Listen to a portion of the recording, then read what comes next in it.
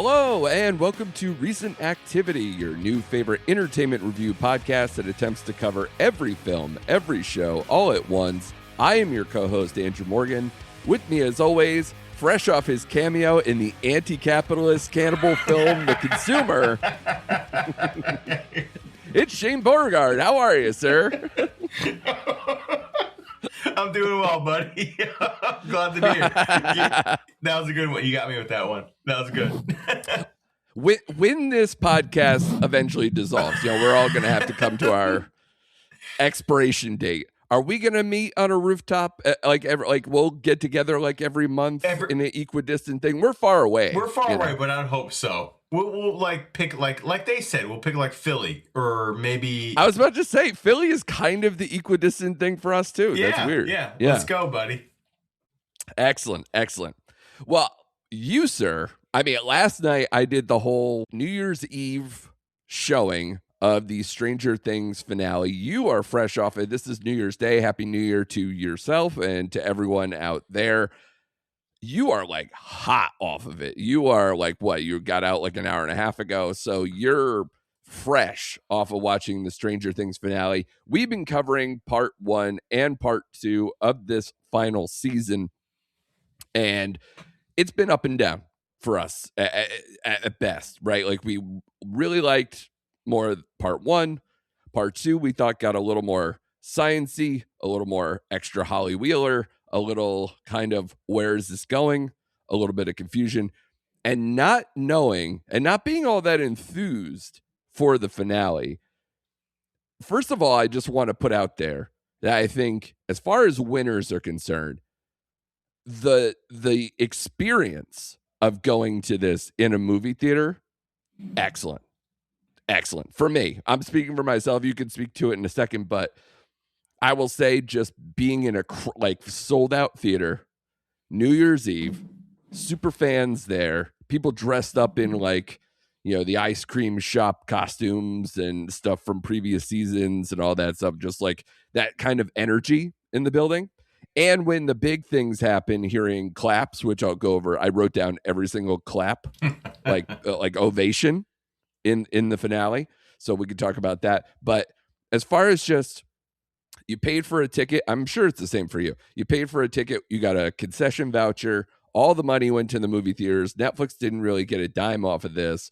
And it's all about just, fan experience and super serving the fans and everything else, which I appreciate. How was your experience in the movie theater? I'll tell you, it was sold out. It was totally sold out, and people, like you said, were dressed up in the radio station hoodies and the ice cream shop costumes. Awesome. Yeah, it was great.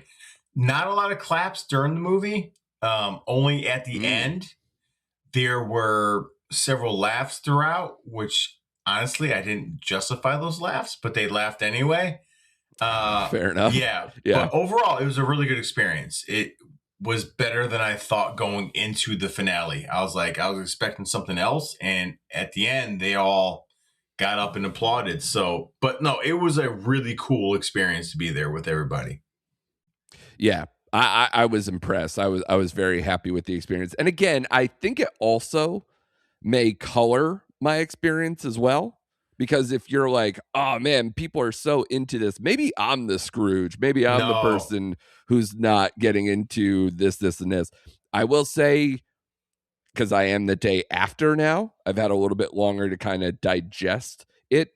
I think this finale, and we can get started on kind of just giving our general thoughts or our instant reactions here right after seeing this. I think for the most part, they got the idea to kind of almost not ignore the science and all the heavy stuff, the things that kind of cloud what's going on here, and really went to more of the heart of just get all these fun people in a room to destroy shit and do action stuff and have fun with it a little bit more than what we thought may happen, especially coming off the second part. I think for the most part, I wouldn't categorize this and say, I've seen some people going, oh, way to go, Netflix. You had 2 of your biggest shows ever both have Game of Thrones endings or whatever with Squid Game and this. I disagree with that. I disagree with that wholeheartedly. But I will say that there are some like tropey beyond tropey stuff in here as far as like where Elle ends up, the rooftop thing that we are kind of just alluding to and laughing at a little bit, and just maybe more fan service stuff that is just going to clog up a little bit. But some of that's to be expected. But overall, I didn't walk out of there going, "Oh yeah, they botched this." Yeah, I agree with you. I thought it was. I didn't hate it. I didn't love it. I liked it. That's just the best way I can describe it. I thought it like drew right down a line right down the middle of what it was going for. Like I liked the first half of the season finale. I felt like it was like 2 different episodes altogether. Right. So well, yeah. So like the first half I was really into. But I was let down that Vecna was not the main villain, like you kind of like texted me on the side with the messenger with the mind flayer stuff. Well, he is, but he's not. Isn't. Yeah, and we'll get into that. It was a letdown. It was totally a letdown for me. Like he's being controlled by the mind flayer. I'm like, okay, whatever. But I got over that because the action pieces and all them together like satisfied my thirst for that. Then the second half just felt like a long. I don't even know what to call it. Like just a long, drawn out, hey, this is where we are. This is what we're doing. Blah. I didn't like the second half. I got tired of it.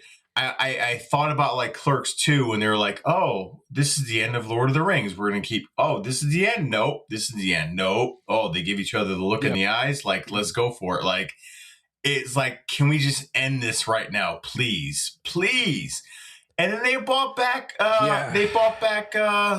Wheeler out of nowhere. He's recovered out of the hospital. He's in the bleachers. He's like, I'm like, what is going on? So overall, I didn't hate it. I didn't love it. I liked it. I don't think they crashed the plane, but they left a lot unexplained. Like with 11 and that whole scene, like when you shot me that meme, I laughed my ass off. I'm like, oh my God, yes, we'll appear in Avengers Doomsday. Like that is so apropos. That is so apropos for that. Like I just laughed. But like it wasn't awful. It was okay. I just felt like everything they built up to that episode, the sign stuff and everything, like, whoop, nope, we're just gonna go for this and then we're gonna go for that. And that was it. So yeah, they went very direct. Instead of like all the show was such kind of a puzzle box thing that I think all of those things didn't quite pay off. I guess if you want to criticize it in that way, now that everything's over, I guess. But if I had to retitle this season, this episode, whatever, it would be Wheelers Have Nards, because everything they set up in this season is like Nancy Wheeler, Mrs. Wheeler, like Holly Wheeler. The women of Wheeler are fucking just somehow warrior princesses. Like everybody had huge action moments. And I even said, like, from the get-go, Nancy looked like Ripley from Alien. Yep. Like she had full Sigourney Weaver hair. It was obvious. And I knew she was going to go full tilt on something at some point. She already had the itchy trigger finger. She's been known for that kind of stuff already. But I was like, buckle up, because it's going to get even more to that.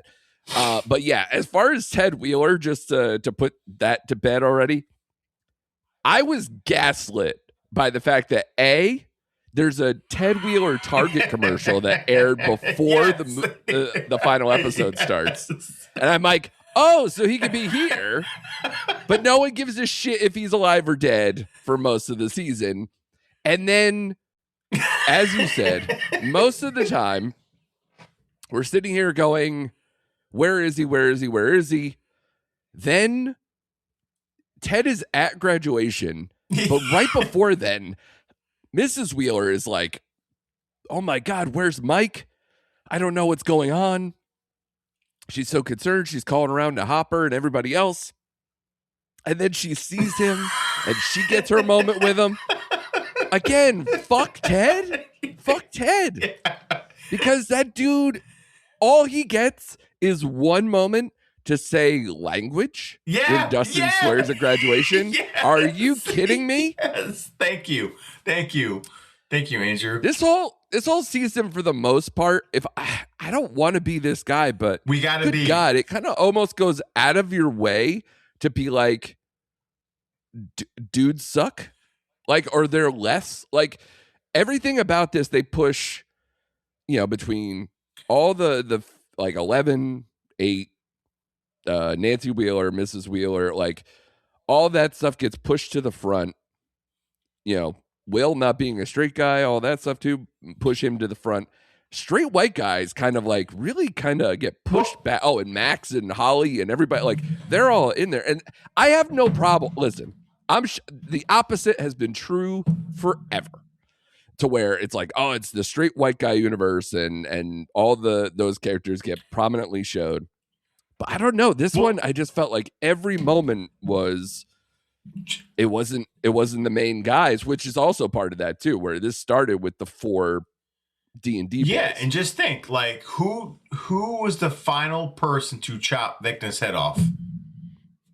Yeah, Joyce. Yeah, right. So they brought all that back. Right, Mrs. Byers. Yeah, they brought all that back around to the start, and it's like you said, Hopper took a back seat.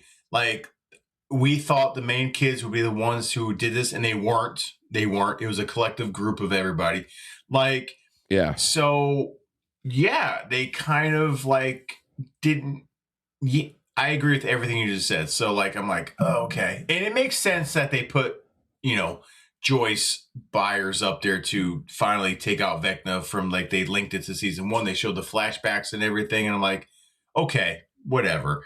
But then, it was a lot of clip show stuff, by the way. A lot of flashback stuff where they were just like, remember this? Yeah, it really was, especially at the end. And I'm like, okay.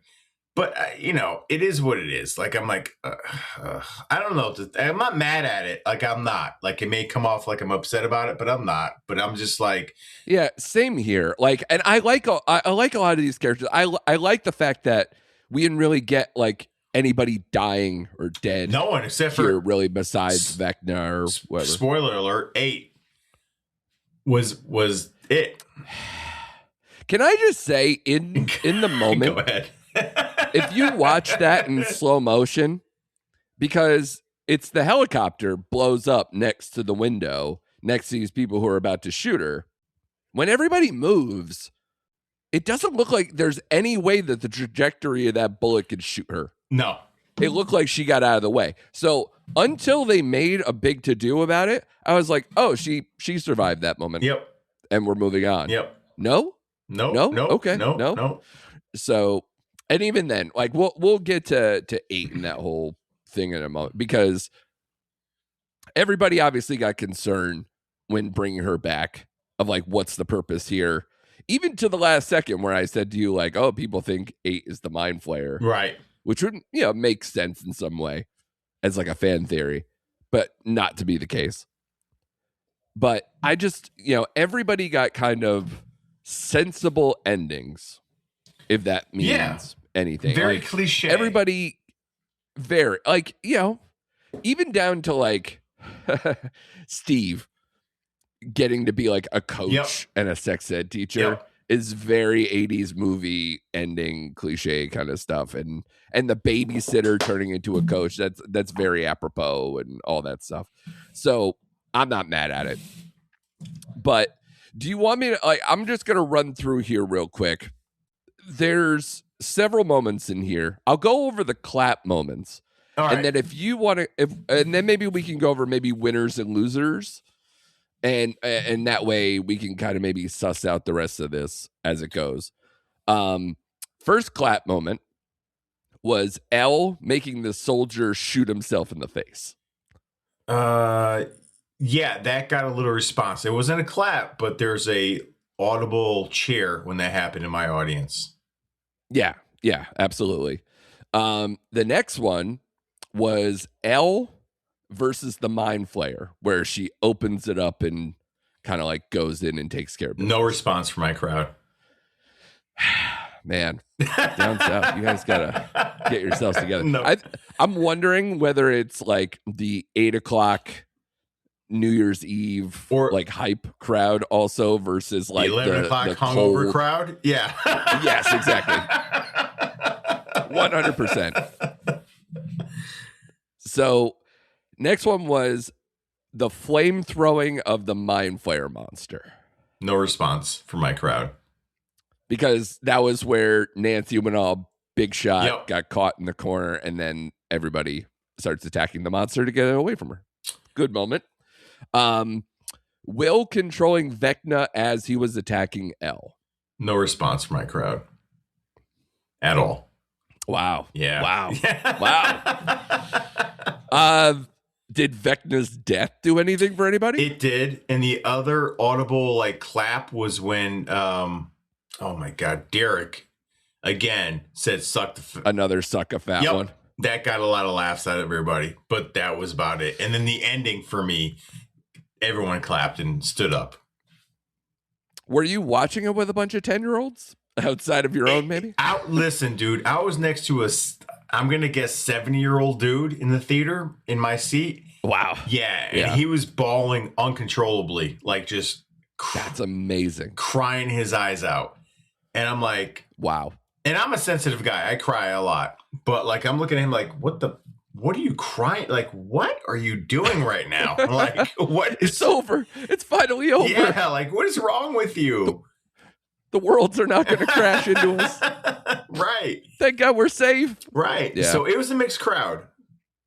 Next clap was Joyce cutting off Vecna's head. You fuck with the wrong family. Yep. That got a clap.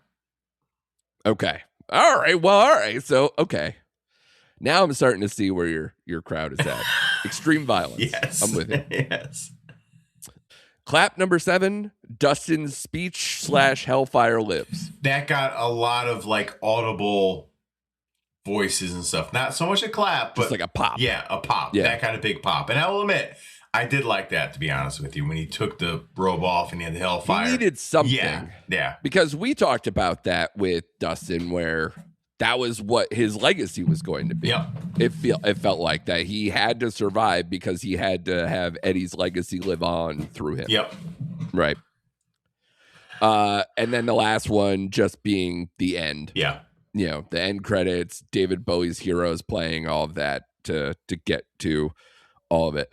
So I guess I'm just going to run through a little bit here. Did you have like a big winner of this? Like to me, you know, if you can, the Wheeler women have to be the big winners because they got so many moments in here throughout that you just can't help but that. And obviously 11, you know, is a big one. I would say 11, and again, the Wheeler women, because if you look at the original cast, like Dustin, okay, Lucas, Max, okay. They got their moment before this episode. Yeah, and not really. In this final episode, like they all just kind of fell flat. There wasn't anyone that stood out in the crowd because they were all together. So it wasn't until, again, the Wheeler women with going all Ripley on us, and then the Joyce Byers chopping the head off. That was about it. Like, and you know, right. I was thinking when we got the Mike and 11 moment when he's in her head, I'm like, I forgot they were even together. Like that just didn't mean anything to me. It didn't feel. Yeah. It just didn't. I didn't feel that emotion between them. They botched that this whole season. Yeah. I just felt like, oh, okay. And they showed the flashback after flashback after flashback. I'm like, you ignored that for an entire season and you bring it back in the last episode. It didn't, it should have hit everybody, but it didn't hit me at all. And I'm like, Mike was inconsequential during this season, to be honest with you. He, like, what moment? Well, until the end. Right. But like, because then you need him to be the guy, the bearer of secrets, or the guy who knows. Right. But before that, like, what has Mike done this entire season? Nothing. He was like on the sideline. So that whole essentially he's useless. Yeah. So that whole sequence with them just didn't carry the emotional weight that it should have. It should have been impactful, and it just wasn't. Yeah. They basically turned him into a version of Stephen King / the kid from Sandlot, in a way, where he was like the announcer and sees his friends doing other stuff, and he's living the legacy on. Yeah. at the end. But I did like that summation, even though you have to admit, you already mentioned the Lord of the Rings thing, because that is honest, because this thing ends a billion times. It gives everybody their due. You knew once everybody survived, everybody's going to get a bunch of moments. Yeah. They're going to get all their recap. This isn't going to be an 80s movie where they show the yearbook photo and go, this person went on to do this. They're all going to get their moment. It's all going to get even more, right? Although, would have liked a little more. What did Murray end up doing? Yeah, right. Maybe a little more Murray. Yeah. Which Murray, honestly, a winner for me because he got his moment with the helicopter. He did. I did want to say that as well. Yeah, I just felt like this also had almost the Dark Knight Rises ending. Like, if I was to make a meme from this episode, I would honestly have either like the Wheelers or Hopper in Paris at the cafe where they see Elle having know, drinks across the way and give the little nod. Like, that felt like that was how Elle's existence is going to be, Go. Do you agree with that one? That it's a little Dark Knight Rises? Absolutely. Absolutely. Or if you want to go again on like awkward endings, she would be a lumberjack next to Dexter. That's a good one. But yeah, that's what it felt like. Like, that's she's going to be just walking the earth. Yeah. Yeah. Yeah. She's like Samuel Jackson. Is she going to do Kung Fu? Yeah. I was going to say, she's like Samuel Jackson described in Pulp Fiction. She's like, you're just going to walk the earth? Yeah. Like, that's what she's doing. Amazing. Wasn't that David Carradine? So doesn't that make it come full circle with the Kill Bill? Sure was. So that was, a lot of my immediate thoughts on that. Hopper, I guess, I don't know. The fact that Mike got the big thing instead of Hopper is interesting. Like we mentioned how it kind of got messed up with Mike throughout the season. Is that the guy? But I guess if they're going to have that moment with all the guys playing D&D at the end, you need that to be Mike. Yeah. So I'm fine with it. And then Hopper gets to have his little sit down with Mike, which I like. Yeah. I actually like that scene. I did too. Kind of going, I could have gone down a dark path and then push people away. I was shocked. Instead, I'm going to do. I was shocked he's still a sheriff. Like, I'm like, you haven't been on the job for like 5 years. Like, and all of a sudden you're like in uniform, ready to go. Like, okay, let's go, City Hawkins. Yeah. Good for you. Well, in that vein, I did also have the moment like everybody else where when Dustin's mother's taking his photo, I was like, where the fuck you been, lady? Yeah. Like, all these parents have just been like, they're fine. They're out just riding their bikes somewhere. Oh, they've been gone for like days, weeks, months. Yeah, years. Yeah. So like, yeah, I thought the same thing. Yeah. But, like I said, Amazing. we saw Hopper get his moment. I was fine with that. But I want to go back to what you said. Yeah. I'm glad it ended on the D&D stuff because that's what started this show. And I am actually, when I look upon it with the Holly and her all friends going down there to play and Mike's reflecting on the stairs, I actually did like that moment. I'm like, that makes sense. Like, that is a perfect kind of wraparound for this show. Right. Yeah.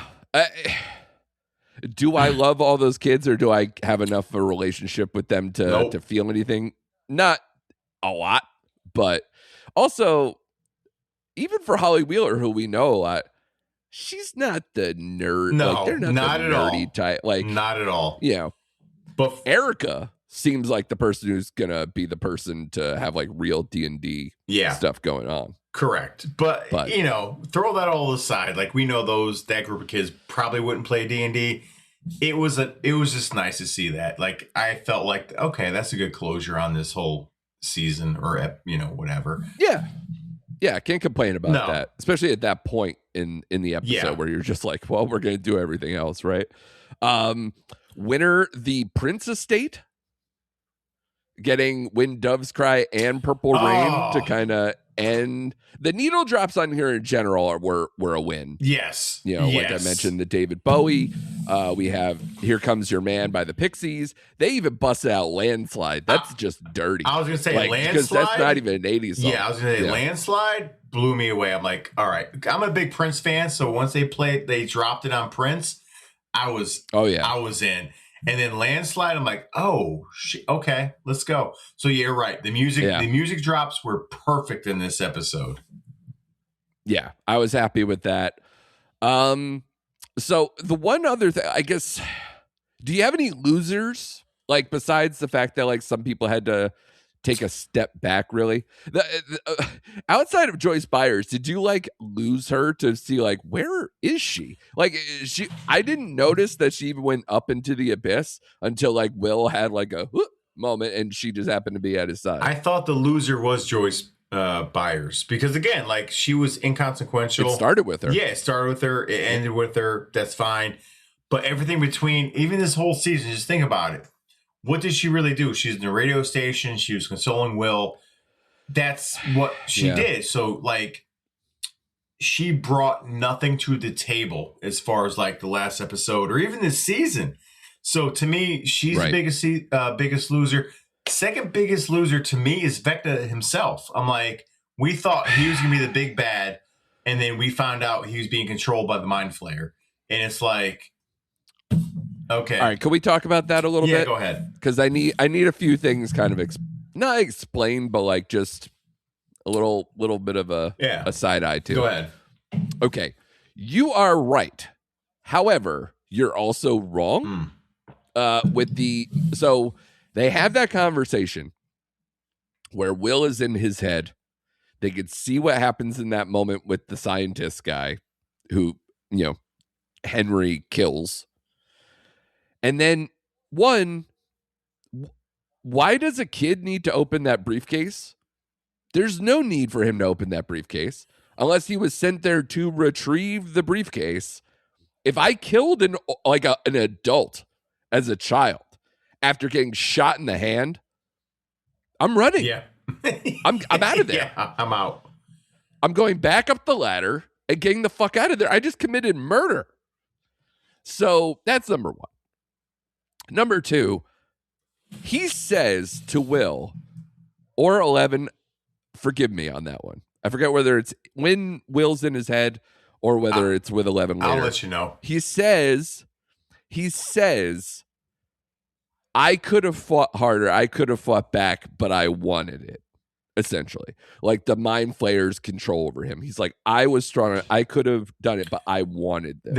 And that's when they made it where Vecna is still part of this. That was Will as a villain. So, yeah. So, yes, you're right that the Mind Flayer is controlling him. However, he could have gotten out of it, and he still wanted it, and he was still, I guess, enjoying the power of it. And here's the problem I have with that, though. Like, for 2 seasons, they built Vecna up. Season 4 and season 5. Like, he's the guy. Yeah. And then, like you suggested earlier, like, it could be the Mind Flayer. I'm like, no, that's already done. Like, that's in the past. Right. Like, it's Vecna. No, it's the Mind Flayer. I just felt like that was, I don't know. I was deflated. They had both. I was deflated. They had their cake and eat it. Yeah, too. I was deflated. That's all I'll say. I didn't hate it, but I was a little deflated about that situation. Because there's this notion with either big shows, even like Thanos to a degree, like they always try to have this empathetic look at these villains to where it's like, oh, they're not all bad. They just chose the wrong path, or, oh, they had some influence over them that made them this way. It's like, do we need that for every villain? We have no villains who are just fucking pure evil. This was my big, huge, epic problem with Wicked, where it's like, oh, we're just going to do fan fiction now to where she's not just the Wicked Witch of the West, where she's like the female Darth Vader of sorts. And even Darth Vader, they ruined that whole concept of just pure evil. And even still, like, the Emperor was actually more of the pure evil. But at least, like, we got time with the Emperor to know what was going on there. The Mind Flayer, we got nothing. Nothing. It's just an entity. It's a thing. Yep. We have no association with it. So yeah, it's a little tough. They always try to have this sympathy, empathy, whatever version of that for any of its villains. And meanwhile, like the military, they don't give a fuck about, or the scientists or any of these people. Like they tried to do that a little bit. I heard, oh God, with the original Doctor, that I guess like he did an experiment where people got sent through dimensions and he lost people, and that's why he was doing that. And again, extra layers of everybody whenever they're villains. It's this extra story. And I guess Vecna had to be no different. Yeah, I agree. But like all that to be said, like we didn't get time to Mind Flayer and blah blah blah.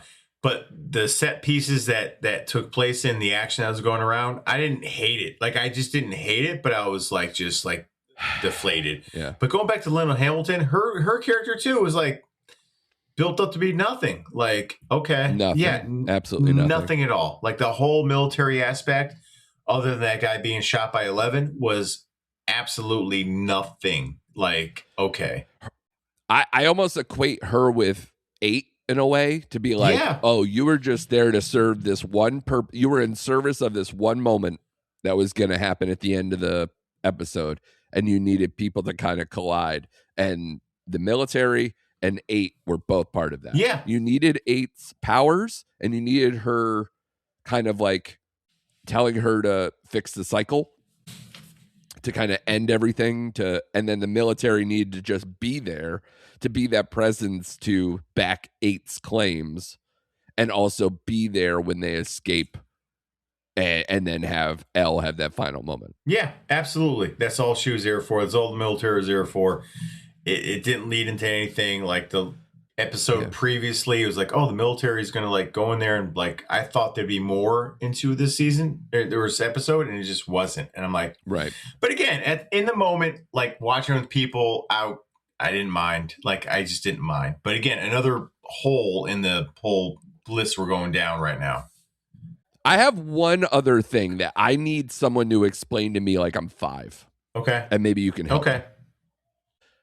We saw the memory many, many times, and it ended up being a crucial memory, sort of, in the end, with them all going to high school together.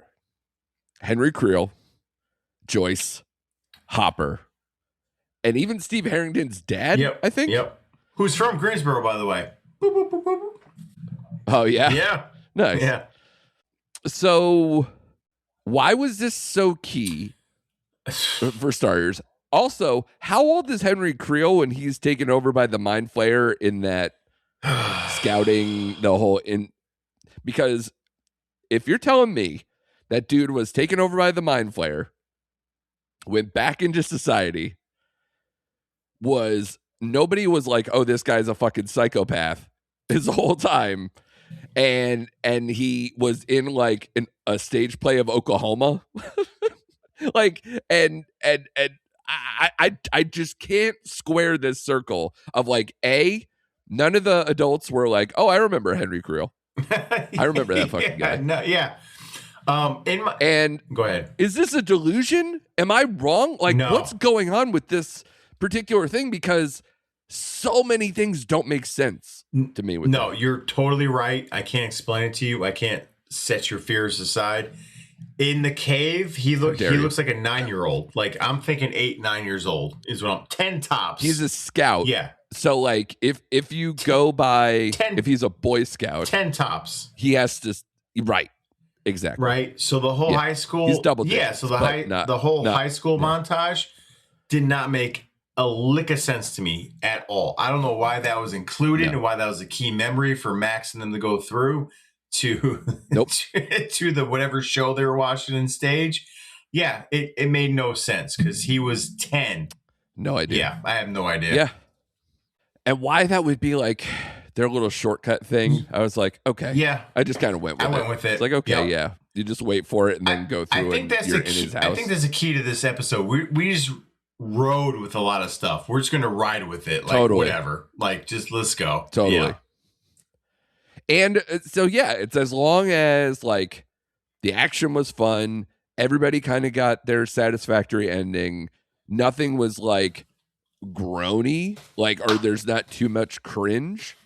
I think you're going to walk away, especially if you're in a movie theater. You're going to be happy. And I think that's exactly what happened. Yep. But am I going to turn around and go, I'm starting to make top 5 lists of like best series finale of all time, and is that going to be on it? Nope. Probably not. Nope.